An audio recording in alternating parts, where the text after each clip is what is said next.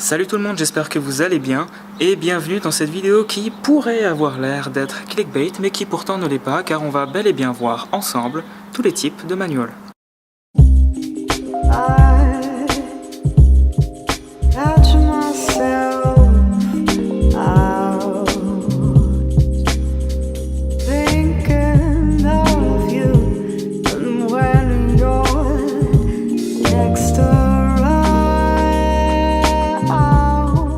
Ok, donc pour commencer, musique. J'espère que vous êtes confortablement installés parce que la vidéo va être un petit peu longue, je n'ai pas le choix. Qu'est-ce qu'un manual? Un manual est une figure du freestyle où on est en équilibre sur les roues arrière ou sur les roues avant sans que le tail ou le nose ne touche le sol. Le manual fonctionne selon un principe simple de physique qui est le principe du levier. Le principe du bras de levier en fait est décomposé en deux pièces, donc un pivot et un bras de levier. Notre pivot ici sera le truck et notre bras de levier sera du coup un des kicktails de notre planche, soit un tail ou un nose, en fonction du manual qu'on fait. Vous aurez compris ainsi que, en fonction de la force que l'on met sur notre bras de levier, l'autre partie de notre planche va du coup plus ou moins se soulever. Et le principe du manual va être de gérer ce phénomène sans qu'il y ait trop d'oscillations, c'est-à-dire sans que la planche passe tout le temps comme ça, et sans que les roues touchent, ainsi que sans que le tail touche.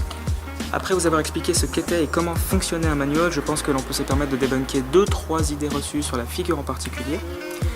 Premièrement, il ne faut pas mettre votre pied au bord du nose ou du tail, car ça ne fait que vous faire perdre du contrôle pendant votre manual. Vous avez peut-être l'illusion de mieux popper votre trick, mais votre manual perd en grâce et en qualité. Idéalement, il faudrait rester près des trucks.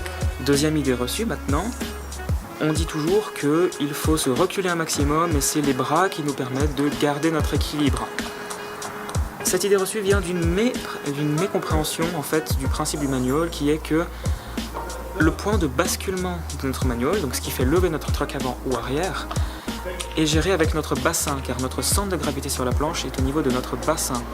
Idéalement, il faudrait se situer du coup, il faudrait être droit au niveau du truck et décaler votre bassin en arrière ou en avant pour accentuer ou non votre point de basculement. Par la suite, bien évidemment, par contre, vos bras serviront à garder votre équilibre à vous et à vous donner un certain style aussi. Principalement, l'équilibre de votre manual est fait avec votre bassin et non pas avec vos mains ou vos bras, vous m'avez compris. Ok, maintenant ma petite introduction faite, je pense que l'on peut découper la vidéo en 4 parties. La première partie comportera les manuals à point de basculement normaux, donc ce sera le nose manual classique et le manual classique.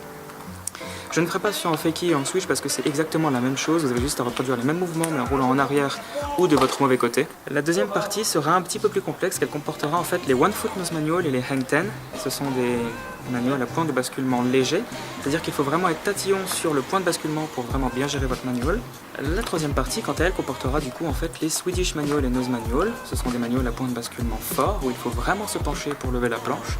Petite information, si jamais on appelle ces manuals là des English wheelie en skateboard, juste pour vous comme ça. Et finalement la quatrième partie sera vraiment dédiée à vous et elle vous permettra en fait d'entraîner vos manuals. Ça veut dire que je vais vous donner 2-3 petits tips qui sont importants à savoir pour que vous puissiez assez facilement et rapidement maîtriser du coup ces manuals. Commençons simplement. Le manual. Le principe du manual va être de mettre votre pied arrière juste derrière en fait les vis de votre truck et non pas tout au bord du tail.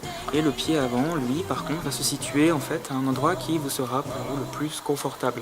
Sachez juste que si le pied avant est trop devant sur la planche, vous aurez plus de mal à lever votre levier. Et s'il est très très proche des vis, eh bien vous avez des chances de faire un hang ten qui du coup nécessite plus de maîtrise et qui nécessite d'y aller plus doucement. Une fois que vous avez pris en fait votre position pour votre manual et que vous roulez à une vitesse qui vous est confortable, ce qu'il vous reste à faire n'est surtout pas de vous pencher en arrière comme ça, mais de décaler votre bassin. Vous voyez, je fais cet axe là, mais en dessous vous voyez pas mes pieds, mais ça fait ça. Donc je décale mon bassin, je mets légèrement de la force sur le pied arrière et je lève doucement en fait le pied avant. Alors une petite chose que vous devez savoir sur le manual par rapport au nose manual, c'est que le pied arrière, en fait, vu que vous êtes à l'arrière de la planche, peut être totalement perpendiculaire à la longueur de cette dernière, c'est-à-dire que vous pouvez poser votre pied droit et le pied avant peut être un petit peu dans l'inclinaison qu'il veut, sans être retourné hein, bien sûr, car vous n'avez pas trop de risque de tomber en arrière. Si vous tombez en arrière, en fait, vous le sentirez et votre tail grattera contre le sol. Du coup, le manual ne comptera pas. En ce qui concerne maintenant le nose manual, la position est un petit peu différente. En fait, votre pied avant est toujours légèrement devant les vis du truck. Le pied arrière est encore une fois à peu près où il veut, mais je réitère. S'il est trop loin, vous aurez du mal à soulever, et s'il est trop près, vous souleverez direct. Du coup, il faut trouver en fait votre petit point d'équilibre à vous, qui vous est unique. La seule chose en fait, c'est que le pied avant, il doit être légèrement incliné, donc pas droit, mais légèrement incliné. Pourquoi? Parce que si vous touchez avec le nose sur le sol et que vous avez le pied droit, vous avez moins de chances de vous rattraper, vous avez plus de chances de tomber et de vous faire mal. C'est juste du coup une prise de sécurité qui vous permet d'éviter de vous faire mal. Maintenant, dans les deux cas pour ces deux manuals, une fois que vous êtes en équilibre, du coup, en fait, vous vous sentirez souvent soit partir en arrière, soit en avant. C'est du coup, en fait, la physique qui vous rattrape. C'est-à-dire que si vous êtes trop en avant, vous allez basculer. Et si vous êtes trop en arrière, vous allez retomber. Du coup, là, c'est là, en fait, que vous devez jouer avec votre bassin. Vous devez soit l'incliner en arrière ou en avant pour, du coup, conserver votre point d'équilibre. Et après, aussi user de vos bras qui vous permet, du coup, d'affiner votre position et de corriger légèrement, si nécessaire, du coup, votre point d'équilibre. Je pense que l'on peut désormais se permettre d'aborder du coup les One Foot Nose Manual et Manual. Le One Foot Nose Manual se fera sur votre pied d'appel, donc si vous êtes goofy ce sera votre pied droit, si vous êtes régulier votre pied gauche. Il se pose de manière totalement parallèle à la longueur de votre planche, donc votre planche est dans ce sens, votre pied dans ce sens. Voilà, il se place sur le truck. Ici c'est un petit peu plus complexe parce que votre point de basculement va se faire avec vos orteils. C'est bizarre dit comme ça, hein, et pourtant c'est vrai. Du coup, votre difficulté là, ici, ce sera en fait de ne pas trop mettre l'avant de votre pied loin sur le nose, sinon vous basculerez trop vite, et de ne pas trop le mettre en arrière, sinon vous aurez beaucoup plus de difficultés à lever. Une fois que vous avez trouvé en fait ce petit point confortable, il vous faudra en fait plier votre genou, qui est sur la planche, et vous servir de votre autre jambe en tant que balancier, comme si en fait vous donniez des coups de pied pour corriger votre inclinaison. Après, du coup, vos bras servent aussi à corriger votre position. Pour le One Foot Manual, c'est un petit peu plus compliqué parce qu'en fait, on n'a pas trop l'habitude d'en faire. Je n'en vois pas assez souvent personnellement. Mais c'est la même chose, sauf que votre point de basculement est lancé via votre talon. Comment faire? Ici, ça va être exactement la même chose. Votre pied est au parallèle sur le truck arrière. Donc votre pied est posé parallèlement à la planche sur le truck arrière. Mais vous devez légèrement sortir votre talon et trouver du coup encore une fois votre point le plus confortable possible, plier votre genou et vous servir de votre autre jambe en tant que balancier. En ce qui concerne les hang ten maintenant, donc les hang ten c'est un petit peu comme un one foot sauf que les pieds sont collés, ça c'est hardcore. Les hang ten en fait sont quasiment identiques les deux. En fait il faut mettre votre pied avant très légèrement au-dessus du truck. Parce qu'il faut vraiment y aller tout doucement avec le hang ten parce qu'en fait, vous devez donner une courbure à votre corps, à peu près comme ça. C'est-à-dire que là, vous avez vos jambes et là, c'est votre buste. Du coup, il faut limite s'avancer en avant comme ça et être sur les deux pieds avant et essayer de trouver votre équilibre. Là, par contre, en fait, ça se fait vraiment au bassin. Du coup, je pense qu'il était nécessaire de débunker cette histoire avec les bras. Pour le hang ten manual, c'est exactement la même chose, sauf qu'en fait, on a plus tendance à faire des hang ten manual parce qu'on a plus tendance à reculer. Du coup, c'est plus facile pour nous. Et vous verrez, vous aurez probablement plus de facilité à réussir un hang ten manual qu'un hang ten nose manual. Abordons maintenant mes manuals les plus détestés, les Swedish nose manual et Swedish manual. Donc un point de basculement très élevé. Le principe de ce manual, en fait, ça va être de mettre quasiment tout son pied sur les vis du truck et de légèrement dépasser la pointe en fait. Donc ça veut dire que à l'avant votre pied est légèrement comme ça. Ici c'est la pointe de pied, elle est légèrement sur le nose et vous mettez tout votre poids ici. Écoutez-moi, vous mettez vraiment tout votre poids là. Le pied arrière lui en fait il va devoir passer sous la planche. Le pied arrière va choper juste en dessous, il va se placer là.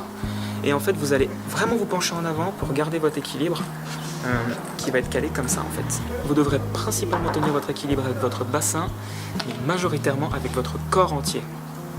C'est là où ça se complique. Le Swedish Manual c'est exactement la même chose, sauf qu'en fait, au lieu d'avoir votre pointe de pied arrière sur le tail, ce sera votre talon. Voilà. Encore une fois, du coup, là, ça nécessite de la pratique et c'est l'équilibre du corps qui va vous permettre de réussir ou non votre manual.